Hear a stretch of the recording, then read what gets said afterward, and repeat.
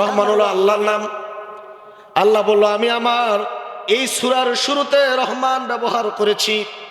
অসংখ্য নামের মধ্য থেকে আমি রহমান নাম ব্যবহার করার কারণ হলো, আমি হলাম গোটা পৃথিবীর মানুষের জন্য রহমান। আকাশের নিচে জমিনের ওপরে যত মাখলুকাত আছে, মানুষ হোক, পোকা হোক, জিন হোক, ইহসান হোক, পশু পাখি হোক, যত কিছুই হোক না কেন, যারাই জীব, সবার জন্য আমি আল্লাহ হলাম রহমান। এই জন্য আল্লাহ পাক বলেন আর রহমান।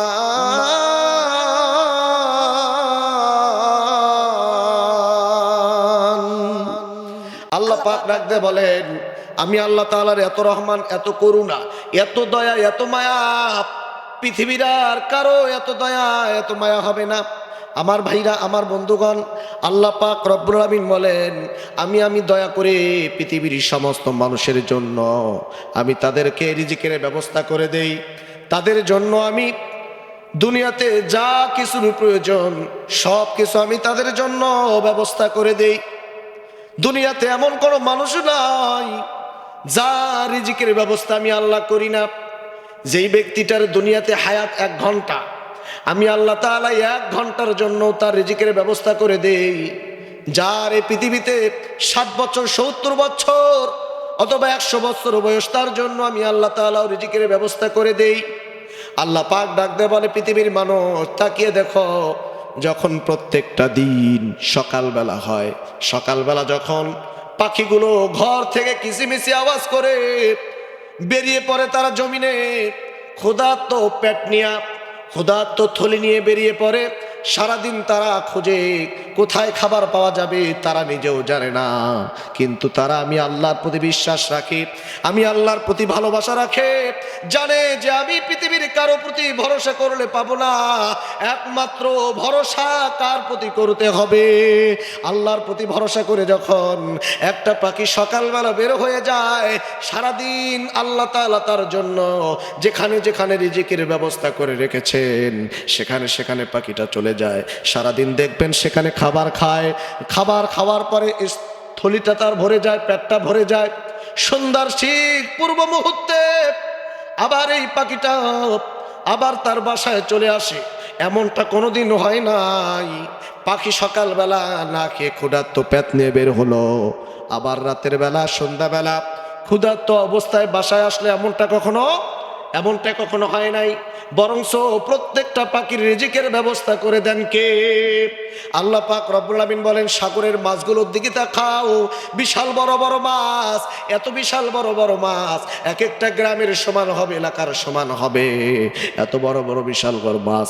এই মাছগুলো প্রত্যেকটা দিন 3 বেলা 4 বেলা তাদেরকে খাওয়াই, সামান্য একটু খাওয়াই না, এতটা পরিমাণ খাওয়াই, টনের মন টন তাদের খাদ্যর প্রয়োজন হয়। এমন হাজার হাজার লক্ষ লক্ষ মাছকে আমি আল্লাহ তাআলা প্রত্যেকটা দিন 3 থেকে 4 বেলা খাওয়াচ্ছি। সুবহানাল্লাহ। এই খাবার কোথায় থেকে আসে? পৃথিবীর কোনো মানুষ এই খাবারের ব্যবস্থা করতে পারবে না, পৃথিবীর কোনো মানুষ এই খাবারের সন্ধান দিতে পারবে না। আমি আল্লাহ তাআলা করুণা করে, দয়া করে, মায়া করে আমি এই মাছগুলোকে খাবার খাইতে দেই। হযরতে সুলাইমান আলাইহিস সালাতু ওয়াস সালাম গোটা পৃথিবীর শাসক ছিলেন। সুলাইমান পয়গম্বরকে আমি আল্লাহ পাক গোটা পৃথিবীর ক্ষমতা, রাজত্ব দিয়েছিলাম। এই সুলাইমান পয়গম্বর একদিন আল্লাহকে বলল, আল্লাহ তুমি যদি একটু রাজি থাকো, তুমি যদি অনুমতি দাও, আমি তোমার গোটা পৃথিবীর সমস্ত মাখলুকাতকে, সৃষ্টিকে আমি একটা বেলা আহার করাতে চাই। কি করাতে চায়? আহার করাতে চায়, মানে একটা বেলা, দুপুর বেলা লাঞ্চ করাবো, একটা বেলা খাওয়াতে চায়। আল্লাহ পাক ডাক দিয়ে বলো, সুলাইমান তুমি পারবা না, এটা তোমার কাজ নয়, কারণ রিজিকের ক্ষমতা, রিজিকের মালিক হলাম আমি আল্লাহ। সুলাইমান পয়গম্বর ডাক দিয়ে বলে, আল্লাহ একটা বেলা শুধু খাওয়াতে চাই, আপনি শুধু পারমিশন দেন। আল্লাহ পাক বলো, পারবা না? সুলাইমান বলে, পারবো ইনশাল্লাহ। বারবার বলার পরে আল্লাহ পাক বলো, ঠিক আছে যাও, এক বেলার জন্য তোমার হাতে ছেড়ে দিলাম, তুমি খাওয়াও। গোটা পৃথিবীর রাজত্ব যার হাতে, গোটা পৃথিবীর বাদশা সুলাইমান, এইবার সমস্ত জিনগুলোকে দিয়া পুরা পৃথিবীর সব সৃষ্টির জীবগুলোকে দাওয়াত পৌঁছায়া দিল। গোটা পৃথিবীর বাদশা সুলাইমান সবাইকে দুপুরবেলা দাওয়াত খাওয়াবে, দাওয়াত দিয়েছে। বিশাল বড় আয়োজন শুরু হয়ে গেল। জিনদেরকে দিয়ে রান্না বান্না করছে, বিশাল বড় আয়োজন করছে। এত বিশাল বড় আয়োজন পৃথিবীতে আর কখনো কোনোদিন হয় নাই। সবাইকে দাওয়াত দিয়েছে, রান্না অর্ধেক শেষ হয়ে গিয়েছে। এরই মধ্যে নদী থেকে, সাগর থেকে বিশাল একটা মাছ ঝেঁপে উঠছে। নদীর কিনারায় আইসা সুলাইমান পয়গম্বরকে ডাক দিয়ে বলে, সুলাইমান পয়গম্বর, আমাকে তাড়াতাড়ি খাবার দাও, আমার তো খাবার শুরু হয়ে গিয়েছে। কারণ আমি প্রত্যেক দিন এই সময় দুপুরের লাঞ্চ করি। জিনগুলো ডাক দিয়ে বলে, একটু দাঁড়াও, খাবার এখনো অর্ধেক হয়েছে, অর্ধেক হয় নাই।